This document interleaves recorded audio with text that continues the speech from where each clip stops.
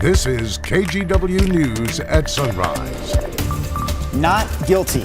That's the verdict for 3 Tacoma police officers who were charged in the death of Manuel Ellis. Coming up, we're going to share more from an emotional day in the courtroom and the protests that took over the streets outside. Plus, this is the decisive decade for climate action. Any amount of delay keeps adding that pollution into the atmosphere. You just heard from the executive director of the Oregon Environmental Council. She's speaking out against a recent ruling that's throwing a bit of a wrench into a state program meant to help the environment. What's next and how the state can save that program. also this morning, we're taking you out to the Oregon Zoo, where Zoo Lights is well underway at this point. More importantly, Zoo Lights will continue through the holiday season, not wrapping up until Sunday, January 7th. So we have Eric Patterson out there checking out the lights this morning. We'll have more details, kind of the best times to get tickets for this event, something we'll share with you a little bit later on Sunrise. Yeah, glad you're here on this Friday with us. It is that season, that time, right, when everyone goes out and takes a look at the Christmas lights, the holiday lights. But rain is here. But we need the rain. Yeah, Yes. rain is here. Yes. We can do it. It would be odd not to have the rain during Christmas, wouldn't it? Come on. Here's a look at the radar right now. We've got a front moving onshore. This is a pretty solid, it is a solid rain band, in fact, and I think this holds together for about maybe 3 hours of solid rain moving through Portland. Now, the timing is a bit unfortunate because here it is just outside of McMinnville. So this will be coming in to downtown Portland, the I-5 corridor between the hours of 6 and 9, right smack dab in the middle of the commute. Nothing stormy about this, just here comes the rain. And right now, we are dry but foggy. And maybe there's a little bit of moisture from that fog where you are. 42 is the number out at the airport. Now, once we get past the 9 o'clock hour, it'll be scattered showers. Our Futurecast models open up some sun breaks, 46 at noon. High temperatures today will be in the upper 40s. Don't forget, snow levels will rapidly fall to Cascade Pass levels later this morning. Not a big snowstorm, but there will be some snow over the passes. Here's Chris. For now, Cascade Pass is in the 30s and low 40s, right? We are green on the traffic map. We've got some fog out there this morning. This is a live look at I-5 through the Terwilliger curves. Light volume, patchy thick fog out there. Here's the drive from Wilsonville. Man, that is wide open. There's the northbound commute. Pick your lane, guys. We're in good shape early on this Friday morning. All right, we'll have more from Chris and Rod coming up here a little bit later. But right now, our top news story this half hour. It's an update on Thursday's mass shooting in the Czech Republic, one of the worst in the country's history. Police in Prague have now identified the suspected shooter as 24-year-old David Kozak. They say he opened up fire at Charles University, where he was a student, killing 14 people and injuring 20 others. Kozak was also found dead on the university's campus. Investigators say it's likely that he killed himself, although they haven't ruled out the possibility that he was killed by officers who shot at him. Detectives also believe Kozak killed his father before yesterday's attack at Charles University, and he's now the suspect in the murder of a man and his daughter who were killed outside of Prague last week. Closer to home in the Northwest, protesters hit the streets in Tacoma, Washington, angry after jurors found 3 police officers there not guilty, clearing them of any wrongdoing in the death of Manuel Ellis. His family says justice has not been served. Thomas Schultz is with us this morning to share more on this case. Thomas, what can you tell us? Well, Drew, Manuel Ellis died while in police custody in March of 2020. The 3 police officers were charged a year later after video of the incident emerged, video that appeared to counter the police's official account of the arrest. The case was one of several at the heart of Black Lives Matter protests. Not guilty, not guilty, not guilty. And you could see the complete relief from the officers and their legal team as the verdict was read. Meanwhile, Ellis's family walked out of the courthouse in disappointment, and community members broke down in tears. Now, during the trial, the prosecution argued the 3 officers used excessive force and failed to follow their training. The defense claimed that Ellis's death was the result of drug use and poor health. Wednesday, jurors voiced concerns they may not be able to come to a final decision, and jurors who spoke after the trial say they voted to acquit in part because they didn't think eyewitnesses were believable. Ellis's family argued that's not good enough, and they're not done seeking justice. Acquittal does not mean innocence, and we know that these officers did wrong to this family, this community, and our taxpayers. And the reality is we're going to push every day to make sure that they understand how we feel about precisely what they did. And they say they will move forward now with a civil case. In the meantime, the Tacoma Police Department's investigation continues. Chief Avery Moore is expected to make any disciplinary decisions, which could include termination, in the next couple of weeks. Drew? All right, thank you, Thomas. We'll have more on that story coming up in our next hour of Sunrise. Meanwhile, later tonight, friends and co-workers will hold a vigil to remember a Scappoose woman who court records show was stabbed to death in her home earlier this week. Yeah, her friends remember 34-year-old Rhiannon Meyer as a selfless person who would do anything to help anyone.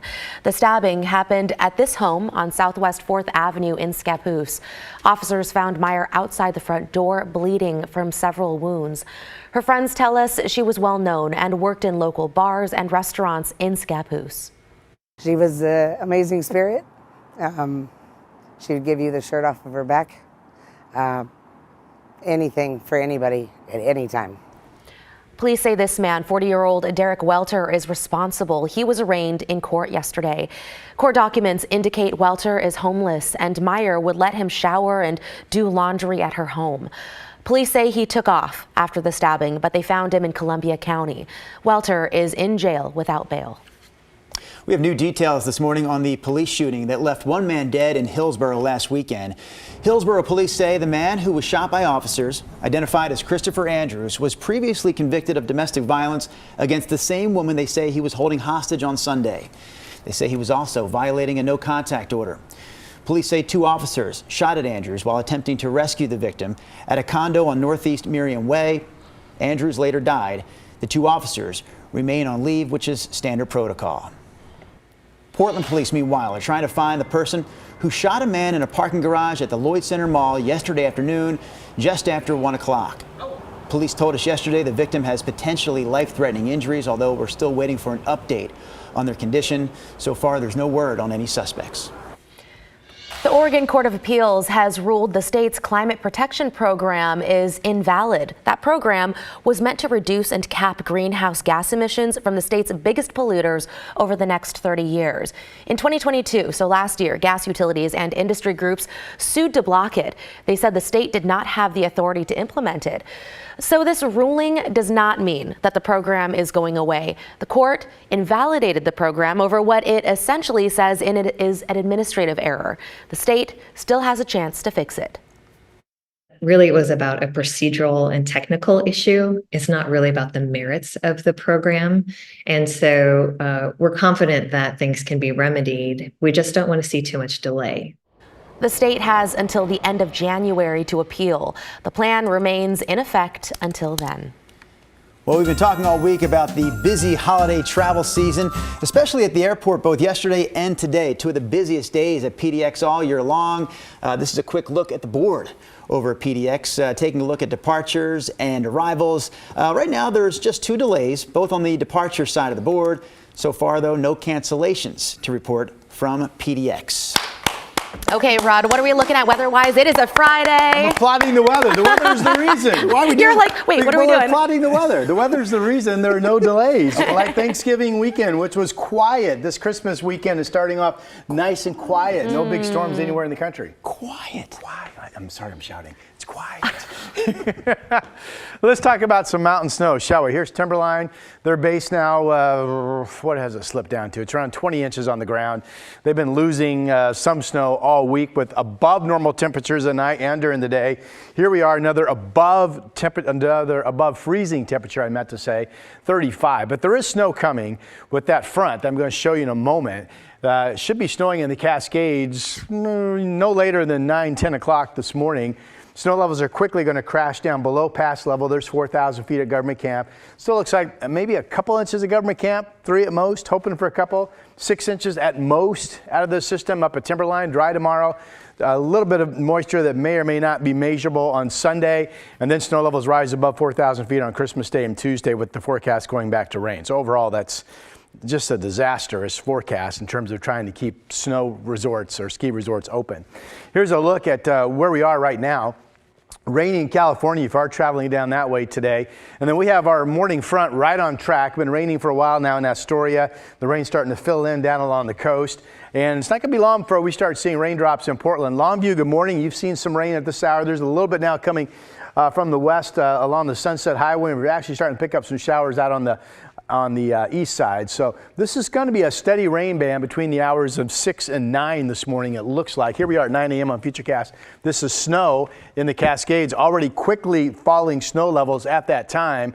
And then once we get rolling into the afternoon, it's scattered showers that eventually overnight tonight will simply be coming to an end. Here are your temperatures, then we'll get you to your 7-day forecast. 42 in Portland, 42 in Portland as well. 41 out in the Dow, so this will be just rain moving through the gorge today. There will be a mix of rain and snow showers out east where temperatures are in the 30s right now, including 34 out in Baker City. Here's the 7-day forecast. Rain to showers, 40 to 49 today. We have a dry Saturday night. It's dry Sunday morning when you wake up. And then eventually some rain moves in later in the morning into the noon hour, but not a lot. It's just a weakening push that will quickly become scattered, less than 1/10 of an inch of total moisture, maybe less than 5/100ths. But then it's more widespread, light rain at times Monday into Tuesday. But this is a period of time where snow levels go back up high. We get back up into the 50s during the day, and then we're wet at times into Thursday. And that is your forecast on this Friday before Christmas. Rod,